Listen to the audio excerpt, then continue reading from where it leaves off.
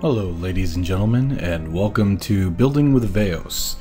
This is the very first episode of this Building with Vaos videos. So we're gonna go ahead and just jump right in. I'm still working on the Duna One mission, a video, and hopefully I can get that out by next week or so. I'm running into a few problems with some of the scenes, but I'm working on it. So right now I'm going to go ahead and put out this video that's a little small video on the side. And the reason why we're looking at the Aeris 4A right now is because for my very first Building with Vaos video, I want to go ahead and try to sort of make a noob ship, more noob friendly. I'd probably beat this to death already in some of my later older videos, but real quick, let's go ahead and do this. Alright, first we want to name it the Aeris 5A. It's going to be a little different from what some of you remember me doing it as. I'll go ahead and save that. Alright, right off the bat, for you newbies out there, if you want to make this craft somewhat more user-friendly, go ahead, turn your angular snap on, angular symmetry, put these wings back here, take this whole thing off, and just set it aside. Secondly, take your middle, your core of your aircraft, set it aside. Take this, put your reaction wheel up here, put this back on, take this fuel, RCS fuel off, put your RCS behind that, and your reaction wheel behind that, and your RCS behind that.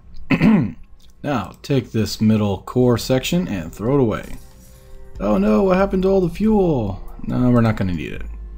Go ahead and put it right there. There you go. The thing about KSP you have to learn about is the lighter the craft, a lot of times the more efficient it is. So we're going to try to keep using the same parts that we started off with in our Aeris SSTO. Stock SSTO, and we're going to go ahead and grab this little guy, and we're actually going to just duplicate him real quick, turn symmetry or angular snap off, put him on the sides, there we go. And we're going to want to go ahead and turn on our center of mass locator and our center of lift locator. Our center of lift is a little too far behind the center of mass, so it's a little nose heavy. Let's go ahead and fix that by going ahead and grabbing one of these wings, and what I'm going to do is turn angular snap on, turn symmetry off, get this wing, pull it up a little bit, take this jet engine, take it off, and we're going to add this inline reaction wheel. It's lightweight and it does the job. It makes your craft more stable during takeoff. Alright, now go ahead, turn symmetry back on, line it up. For now, that's good. Grab your hold down shift and the mouse wheel. There you go. Grab your man, that animal's nose noisy. All right. I'm gonna grab your winglets. Put it back here, just like that. That's good. Now when this thing opens up, it's going to run into your air intakes. So what you're going to want to do is you want to grab this whole thing and bring it up a little bit, just like that. And you want to grab your wings that have your lift and pull them up a little bit more. There we go. That's nice. You want it just a little bit behind the center of mass, not a whole lot. And the cool thing about this is if you right click on the fuel tank and drain it, it's still, the center of mass will always be in front of the center of lift. So it's pretty stable. I wouldn't go trying to, do super maneuverable maneuvers with it. You'll probably flip out of control and crash. This is a very simple craft. Alright, now next thing we need to do is grab this little guy right here, put him on the wing, and get his brother back, the RCS thruster block, because we deleted it when we deleted the core of the craft, quite by accident. And when you put these RCS thrusters on the craft, you want to make sure, try to get it level for you guys, there we go. You want to try to make it the same distance apart to straddle the center of lift, because in space, grab this a little farther back, in space your RCS thrusters, the game only sees the center of mass. It doesn't see the rest of the winglets or anything of that nature because you're not in atmosphere anymore. So when you're moving around in space, you want to try to straddle that center of mass, have equal separation of thrusters around it, so that you can move the center of mass easier.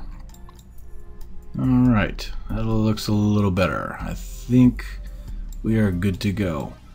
And next we need to go ahead and grab these wheels, because these wheels, unfortunately, they do like to make the craft teeter-totter on the roadway. I mean, runway. Almost said highway. On the shit, I'm tongue-tied. On the runway, it does make it teeter-totter. So we want to go ahead and grab these. And if you notice, it's kind of messed up.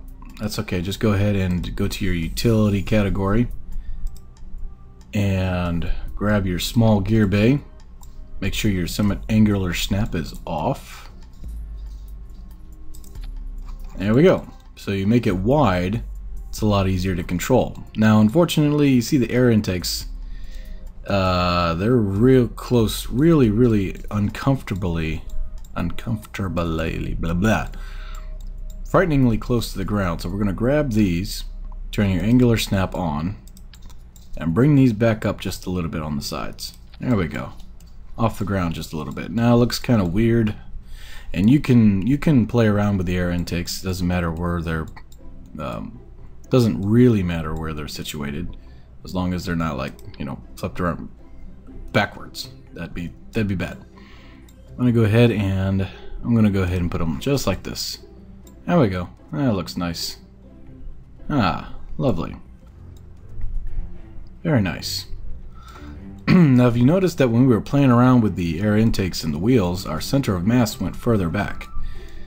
You have to keep your eye on that. So let's go ahead and grab our wings again and bring them back just a little bit. There we go.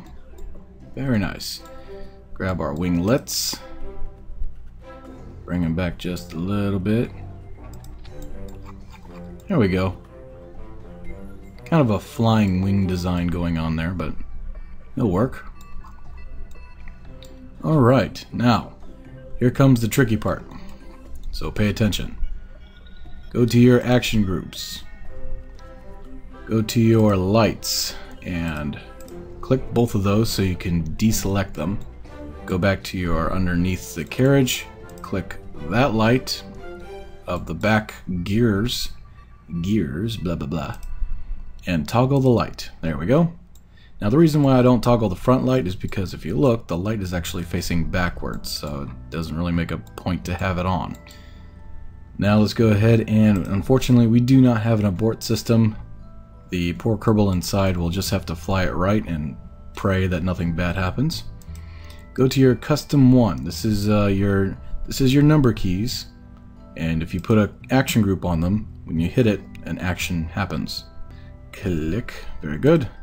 Click that. Just pretty much clear these out because all of them are all messed up, unfortunately. And that's it. Okay. Custom 1. We're running out of time here. It's almost 10 minutes. Custom 1, you want to go ahead and click on all of your air intakes and your turbojet engine. Now, because symmetry was involved when we made these jet engines and these air intakes, you only have to click one of them on one side to activate both of them. Which is kind of nice, because if you had like a bunch of stuff happening on one side, it'd be a real pain in the butt to have to flip the craft around and click on everything on the other side. So it's kind of nice that you only have to click on one side, and as long as it's in symmetry, or it's linked in symmetry with the other side, it will also be added to your action groups.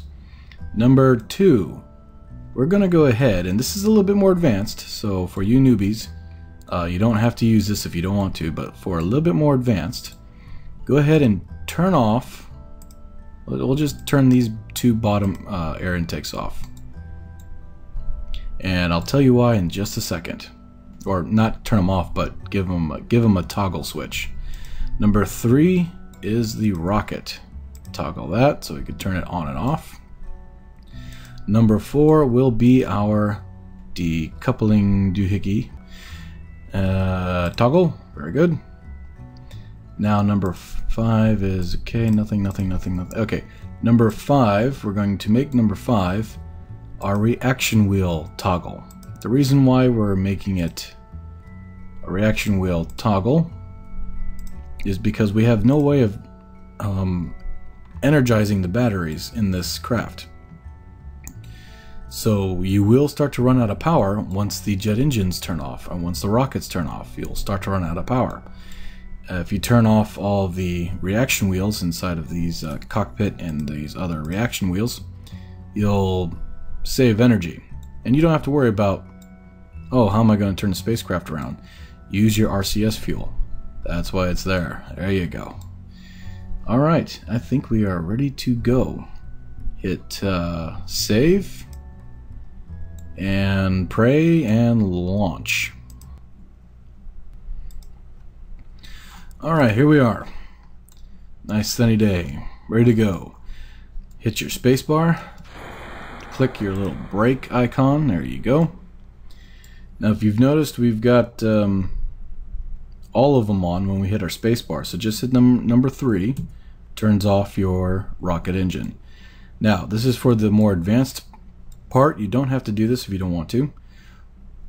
But if you look closely, it's asking me to close the air intake, which means it's on. So if I hit the number 2 key that has these 2 air intakes tied into it, they are now closed because now they're asking me to open them. And this is the only one that is open. You only need 1 air intake to power a jet engine up to maybe 15, 18,000, 20,000 meters. After that, you start losing engine power. The reason why you close these is because when you close them, it reduces the drag that's generated by an open air intake, which saves a little bit of fuel. How much? I'm not sure. A little bit maybe, but a little bit can go a long way in KSP. So what you do is you go all the way up, and then when you start running out of air, you activate these other air intakes to help you get even further up into the atmosphere. Alright, so we have those closed. We have SAS on, turn off the brakes, full power, and here we go.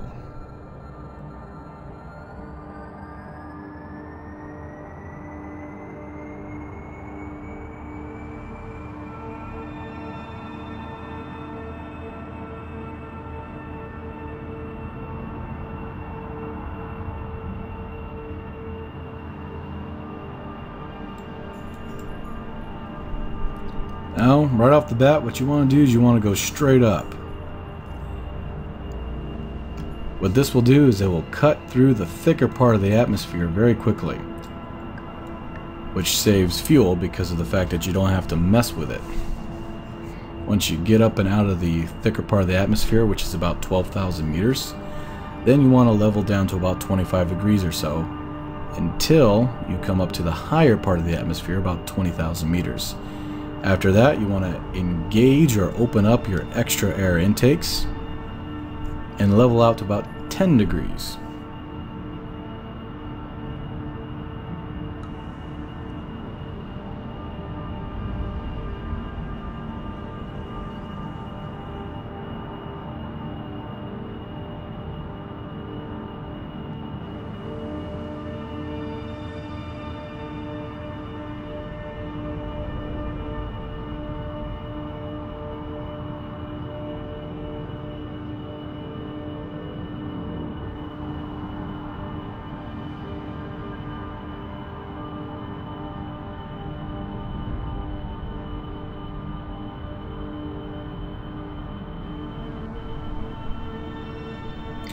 Alright, I'm gonna start making the maneuver now.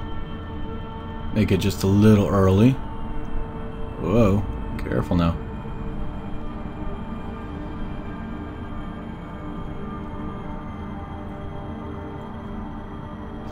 Easy.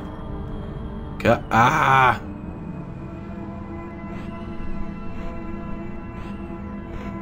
That's bad. Alright, let's try that again. Obviously, we're going to go ahead and start our 25-degree angle. Or, you know what? I'm going to do it right now. There we go. Nice and easy. Nice and easy. Try not to spin out of control. Okay. Very good. How do you guys like the secondary clouds that I put on there? Is it alright? Maybe I should take them away or make them lower. The curvature of Kerbin is a little meh, so it doesn't look all that great from far away, but I tried to make it like the upper stratosphere cloud type of thing going on. Anyway, alright, so I'm about 25 degrees right now. Building up speed. My air intake is 0.05. You'll start losing power around 0.02, 0.01. And that's when we'll activate the 2 key to give us extra air intake.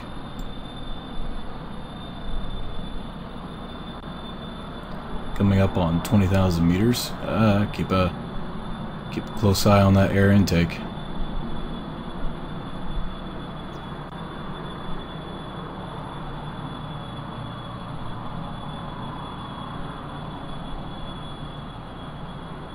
Okay, we're in the dangerous levels now.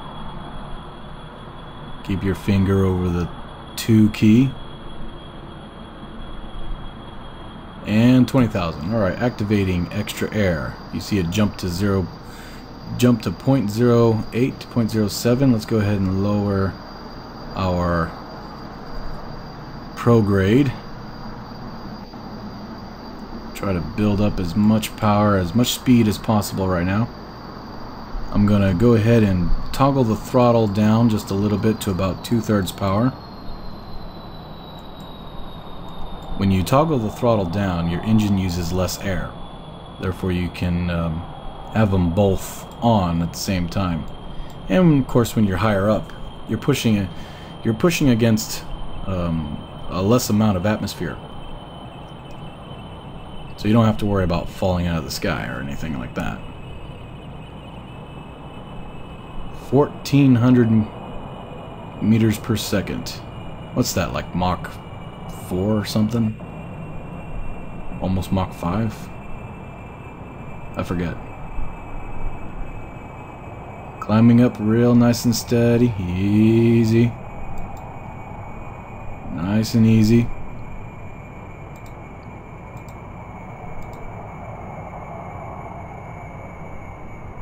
Nice and easy. Alright, I'm going to go ahead and activate the rockets. You could wait a little while longer and try to squeeze as much speed and altitude as possible, but I'm going to go ahead and activate the rockets now. Here we go.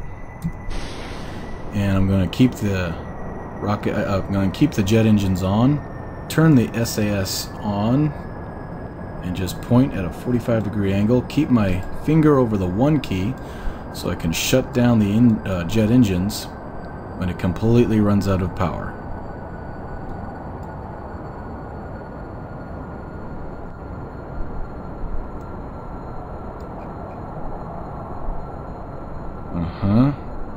Keep your eye on it.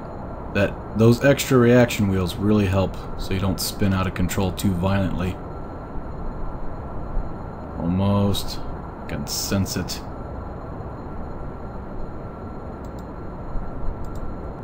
Oh, there we go. Okay. Get yourself back on course. Hit the M key to look at your map. And whoa, hit the X key. Good lord. That's really high. I was actually aiming for 70,000 meters. We're up in the 100,000. That's not bad. Okay.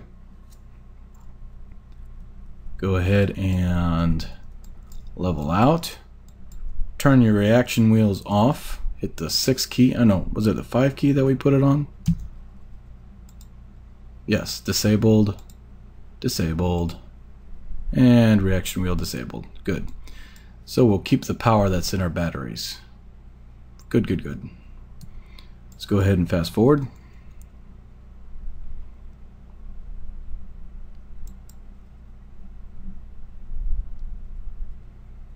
And what I'm doing is I'm hitting the comma and period keys to speed up and slow down time.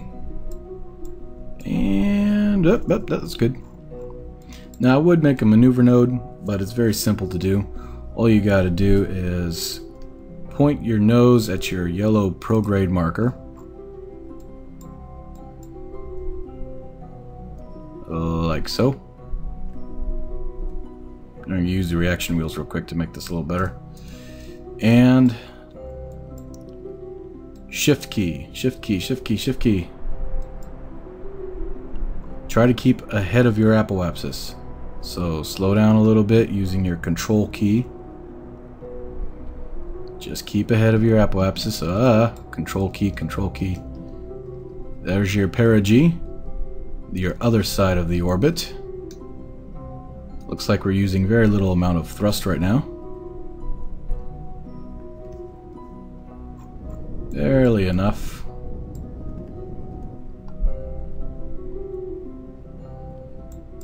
And I'm going to hit the shift key just a little bit. And control key, and we are in orbit. So I'm going to go ahead and just burn a little bit more. Screw it.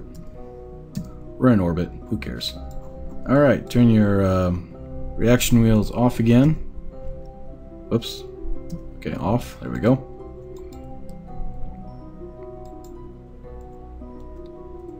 And there you have it. You are in orbit, ladies and gentlemen. Congratulations.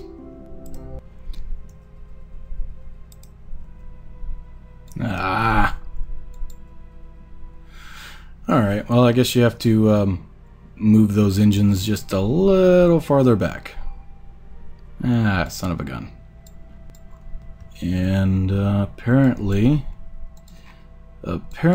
we did not move our forward thrusters far enough forward.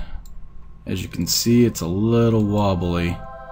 And I'm not trying to go up or down, I'm just trying to move the craft up and move the craft down, but unfortunately it's not really working. Reaction wheels are off. If the reaction wheels were on, it would work. But still, these need to be moved up a little bit.